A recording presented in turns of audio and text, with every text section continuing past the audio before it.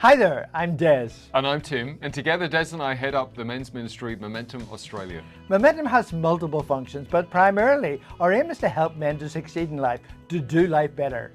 We run a weekly radio show that goes all around Australia where we talk about anything and everything that relates to men. And you know, we encourage men to do life in community, to do life with other men where we can be accountable, we can be welcomed, we can be open and honest about what's happening in our world. We'd love you to have a look around our website. That's momentumaustralia.org. There you'll find a bunch of resources to help you on your journey and all of our previous episodes and topics. We thank you for your interest in Momentum Australia, and we hope you enjoyed this video today. Okay, well, welcome to this week's Momentum. Tim and Des with you once again all around Australia. And look, wherever you may be tuning in right now, really appreciate having your listening ear and maybe your watching eye as well, if you're watching us on YouTube, which is a brand new thing. But encourage you to check out the channel. And look, if you prefer the visual medium, that's cool. You can get to see Des and I. Again, we're not sure if that's a bonus or benefit or not, but perhaps a bit more engaging than just listening to us. But Des, how are you, my friend and co-host? Are you well this week? Yes, I'm doing very well. Thank you. Yes, I'm full of the joys of a new year. So that's all good. And as we venture into 2024, this is a great topic that we're going to be talking about today, so which is really good. And I'll let you introduce our guests in a moment. But let me just say, momentumaustralia.org is our website. Like lots of feedback, lots of questions on there. Podcasts are all on there. Please have a look at that, look and see. There's lots of information that'll help you on your journey. And also don't forget the Momentum CARELINE brought to us by our friends at CARELINE Connections. And that's 1-800-000-MEN, 636, easy for guys to remember, which is really cool. But also our YouTube channel. And it's been going now for a few months, and it's Momentum for Men. So it's Momentum_for_men within YouTube, and you'll find all our, I think it's, 12, 13, 14 videos up there already. So that's really good. So to answer your question, yeah, I'm really good. That's great. And just to clarify, I don't think you'll find too many questions on our website, Des, but if you want to give a question, pose a question to us about something that's happening in your life, by all means, lots of feedback as well on our website of people who have given us feedback.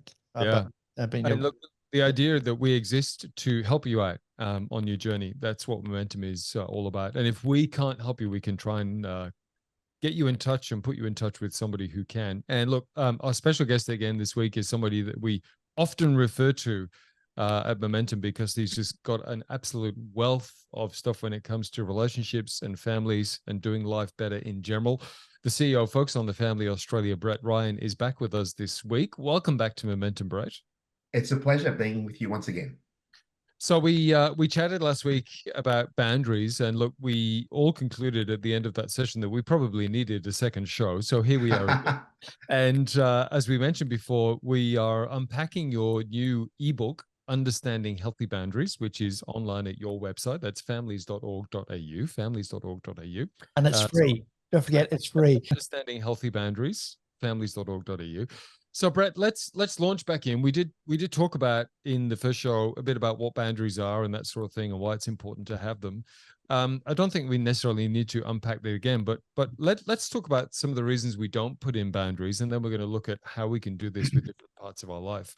And we did kind of talk about that, but I think it's important for us because often we don't, as people, put in boundaries for fear of repercussions or what that might mean, or breaking a relationship or causing tension in my family or my marriage or whatever it be. So we kind of let things slide, which then causes actually more problems than if we'd put a boundary in place in the first place. So I suppose let's speak into that space, because a lot of us might be even consciously not putting in boundaries because we're afraid of the repercussions. Yeah, very much so. And I think what we're identifying last week, we're talking about what values are, what we're responsible for and what we're not responsible for. And unfortunately, people have been placed in situations where the happiness of the other person has been weighed too heavily on you as a person. So then we don't put those boundaries in place because we're fear of the repercussions, or we're fear of letting down them. The expectations of an aging parent, for example, can be placed an enormous amount of pressure. And so it's not just in marriage, but it's also in life in general. So we have to know what we are able to, and what is practical, what is not practical. And then once we do that, once we have the power to make those decisions, then it gives us the freedom to make the choice. But when it's enforced upon us, when it's layered upon us to do something, to fix, to solve the issue, then that is not healthy. So we have to do it from when we do something or say something, it's out of love, not necessarily of sacrifice. Now, I talk about we do things sacrificially, but to do things out of sacrifice can lead to resentment and to lead to bitterness. And that's not healthy for you, and it's not healthy for the other person, because they're going to know you're not going to do something. I remember there was a Steve Martin movie, and he was asked to do something. I think it was in the Father of the Bride, and he goes, I'll do it. I don't want to do it.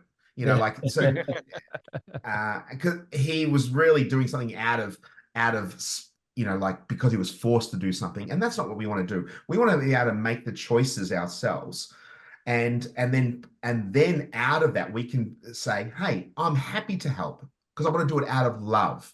And that should be our primary source of motivation, not out of spite or out of willingness or out of fear. It's want to be out of love. But then the other side of things is we have to work out why we don't like people putting boundaries on ourselves. If you're looking from a kid, a kid doesn't like boundaries, and they'll try and push the boundaries. They do it with their siblings. They push boundaries so they can get a reaction, because they love doing it.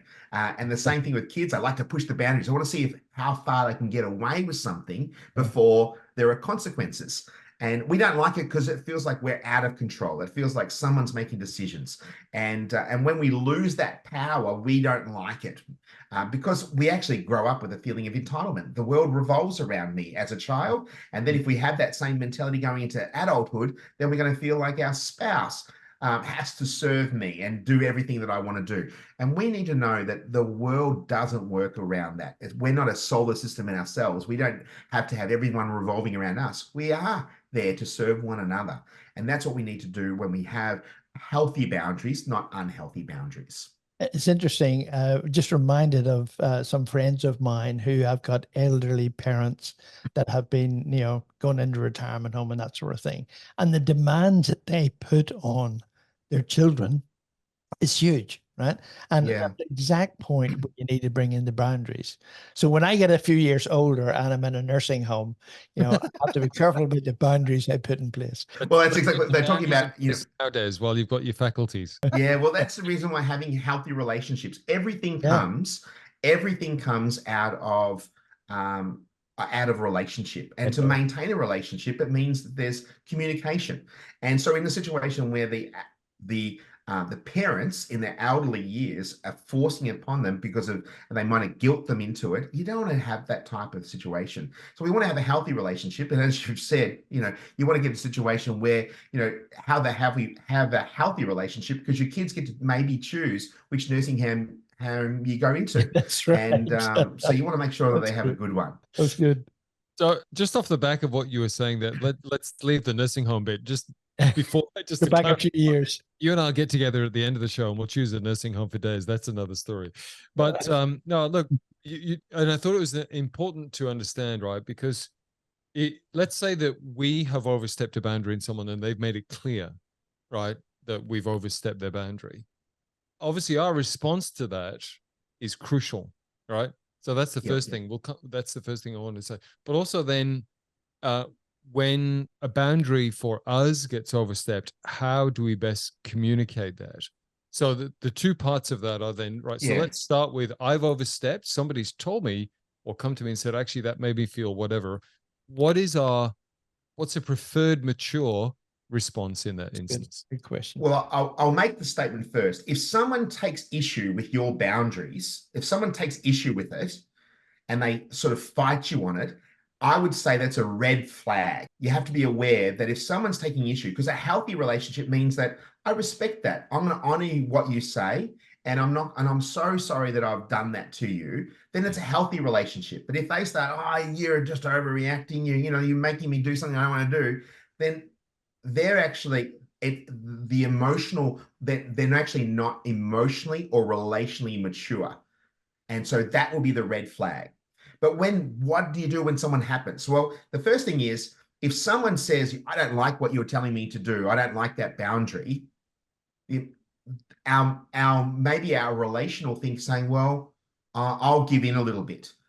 Can I encourage people not to give in until you've actually have your own, I'll use the word line in the sand, to actually say, I'm gonna stick to my guns. This is my position, and I'm going to follow it through because I need to make sure that I'm feeling safe. Now, it's not a dogmatic approach.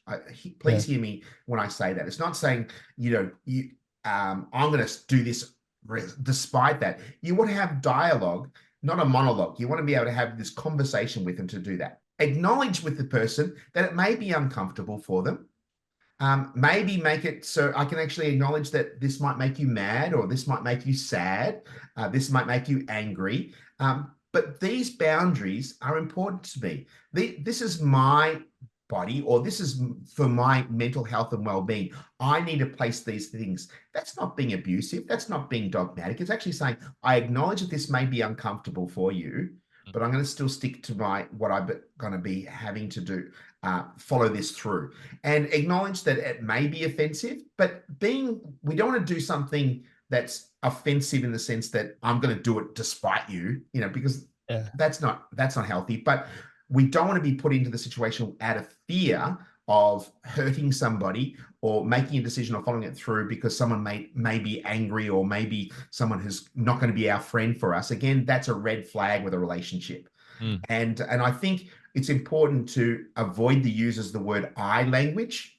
I'm sorry, use the word I language rather than you language, meaning that I'm doing this for myself. If we start pointing the finger at the other person, it's actually more attacking, more aggressive. So when we're talking about this is what it's good for me. This is my decision. And if we can stay calm in the disagreement, and I haven't shared this with you before, but I always have this: learn to respond, not react. In a situation where you hear the other person, I hear what you're saying, I understand that it may be frustrating. I'm responding appropriately with my tone, my volume. But if I react and the other person reacts, then we both start yelling. No one wins there. So we need to know that there are different boundaries for different settings, and we have to be very mindful of where those boundaries are put into place and when they're not. But I think it's important, as best you can, keep the peace, do it in a calm manner, but also acknowledge where the other person may be coming from, but not be dismissive of their feelings and emotions. But I do think it's really important that you need to know what you're responsible for, what your values are, and what the other person does with them. It's out of your control, and you can't control everyone's opinions or reactions. So would you say, what if somebody is aggressive, and you want to have this discussion, you want to find compromise and so forth, but the other person is aggressive, they don't want to move, they don't want to change? Do you walk away from that and say, hey, look, we'll need to revisit this another time when we're both calm? Or Yeah, and I do say, but don't just leave the environment and without saying something. Right. I will say the same thing that I've said and shared another time. I think we had a conversation about in conflict. When there is conflict, and I would call it intense fellowship, and when there's that intense fellowship or conflict with another person, you say, look, I need to remove myself for a time to get my emotions right. And then we can have this discussion when we're both level-headed and we've had time to process. But you don't want to fight fire with fire, and you don't want to leave in an aggressive manner, because that's not great either. But if someone ever becomes angry with you and it react poorly, you can say, again, using that I language, is like, I don't appreciate being yelled at. I don't deserve to be yelled at. When you have got something more civilized to say to me, or in a calmer frame of mind, I'm happy to have that conversation. But I do not deserve to be yelled at. It's taking the onus away from you, because you can't control somebody. You can't have the idea that he made me angry. You're in control of that. And the same thing, you can't control another person. It's called the law of responsibility, relational responsibility. It's that you're in control of your emotions, your values, your belief systems. You can influence somebody else, but you cannot control them. And that's a really, really important thing for any of listeners to know what you are and what you are not responsible for. But, Brett, we have talked about the fact that different parts of our life need boundaries. And so we're going to unpack some of that now for our listeners in the second part of the show, because it's going to look similar but slightly different in different areas of our lives too. So I suppose let's start with our spouse, our marriage, because that's a biggie for a lot of us. Yep. And that can have a knock-on effect then on our kids and those sorts of things. So let's start with the marriage and the spouse. What might some healthy boundaries look like within the marriage context? Well, I think it's important to actually identify that you as an individual are an individual. You marry and you have your own safe space, and then you get married and the other person has their own safe space, and then we come together. And we also have to know that when we come together, initially we're on our best behavior. And so may not be necessarily our true self. But when we come together in like another little area, that interaction is safe, that both parties feel good about the relationship, both parties are understanding, can listen, to validate, to share their opinions, their hurts, their highs, their lows. Other person is going to be their number one cheerleader, which earns them the right to be the number one critic.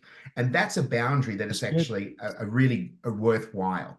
And so that's in that relationship. And then when it comes to physical intimacy, then we have to be in discussion that both are in agreement and both feel good about it. If one person forces the other person to do something against their will, then that is an unsafe or unhealthy boundary. Because when someone is forced to do something against their will and against their idea, and you can't use the card, well, you're my wife or you're my husband, you need to do this, then that's not a healthy relationship. So that's where it starts. And if we can get that healthy dynamic working with our spouse, with communication, with sharing opinions, and it doesn't necessarily mean to have to be in great conversation. We shouldn't have to walk around the room walking on eggshells for fear that the room is not tidy enough or not clean enough, and someone explodes. That's also not healthy in a relationship. So I think it's really important that both parties are actually in agreement, and not in a situation where we have to say yes sir, no ma'am, all the time. That means we're robotic. We want to be able to have difference of opinion and share our thoughts in a way that's not going to get the other person to overreact or make us feel inferior in any way. So if you've got a husband and wife, and the wife is particularly tidy and wants the house spotlessly clean, and the guy is a tradesman, and he comes in and he takes his dirty boots off and his overalls off and leaves it sitting in the lounge room. Where's the boundaries? How do you set boundaries? That's actually disrespecting your wife's value system. It's actually saying, because the house, and I'll use this, is an extension of who she is. And the same thing. Yep. And so if you're saying it doesn't matter, and that may be you've been brought up in a household that it didn't really matter, but for her it does matter, then you need to come to an understanding. And we said that with our boys, that the house, when they were growing up, is an extension of mum. And if you love mum and you want to respect mum, you want to keep it as tidy as possible. Now, we have to also say, if you're the perfectionist listening to this, and they will never clean, or they will never do it as well or as quick as you, doesn't mean that they're not trying. It just means that it's not up to your standard. So you have to have some reasonable expectations. But I do think it's reasonable that if your wife is wanting to have the house clean and tidy, then I think as a show of respect, it may not matter to you, but it matters to them. And to abide by her value systems and her belief systems is to actually adhere as much as possible, not be dismissive. That's good. Now, one thing that can certainly cause friction in a marriage, and you talked about family of origin, Brett, earlier in the show, is how we're brought up, but how we bring up our kids, right? Parenting. So let's step into that space, because, again, how we bring up our kids and then what boundaries we put in with our kids can certainly be contentious between couples. Yeah, and we might have grown up with the idea, I'll never be like my father, I'll never be like my mother, and say those type of statements. But unless we make an intentional decision to do things differently, then you tend to default to the things that you're familiar with. Yes, that's true. So, and the other side of things you have to be very mindful of, you come from two different tribes, and there's maybe a difference of opinion on how parenting. And I would say in the last 12 months, I've had numerous people coming up to me and saying, this is the different parenting styles has caused so much friction in our relationship. It's actually becoming dysfunctional because of different opinions, because you're not hearing the other person. Going back to that thing, you want to be able to hear the other person. Now, it doesn't mean that one's right and wrong. It's just different. I do. There is a wrong when someone is abusive. That's definitely wrong. But if someone's, I think we have to sort of narrow the gap between. You don't want to have the good cop, bad cop scenario when it comes to boundaries. You want to narrow that gap. So the kids will do far better and thrive when mum and dad are in alignment, when they're in at least close to agreement as possible, because otherwise they'll play one after the other and say, well, my mum says this or dad says this, I get away with this. And that should never happen. You should be in a united front. And when it comes to parenting, you might be, one has to become more strict and not be less permissive, and the other one has to be less strict and a little bit more permissive, and get that balance right as an example. And that's so hard, particularly with step parents and stepchildren. It really takes it to a whole new level, doesn't it?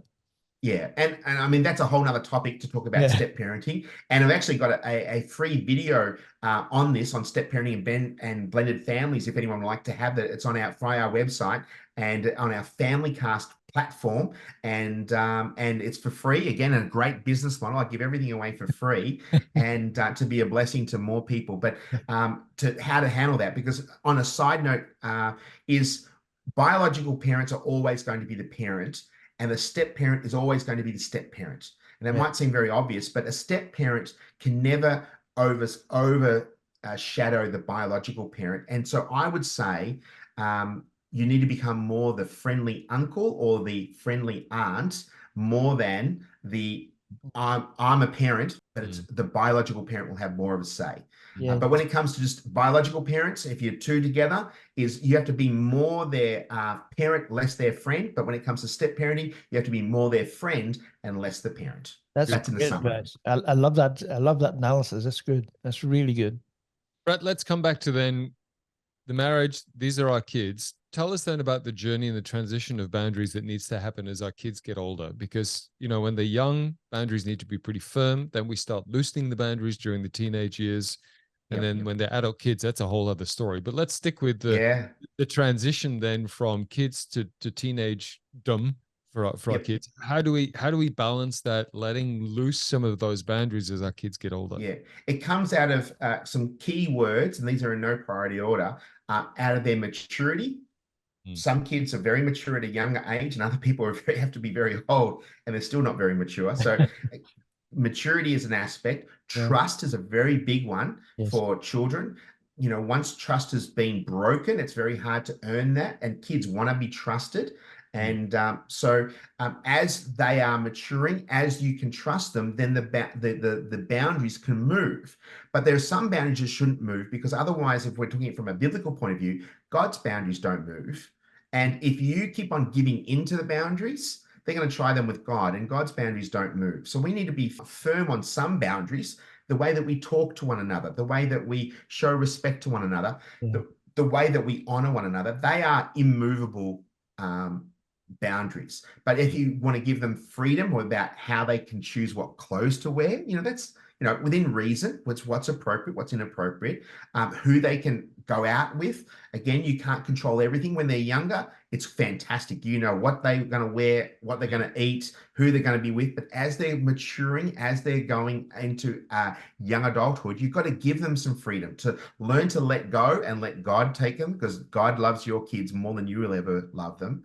And as they're going through those things, it means that you're actually saying, I'm setting you up for success.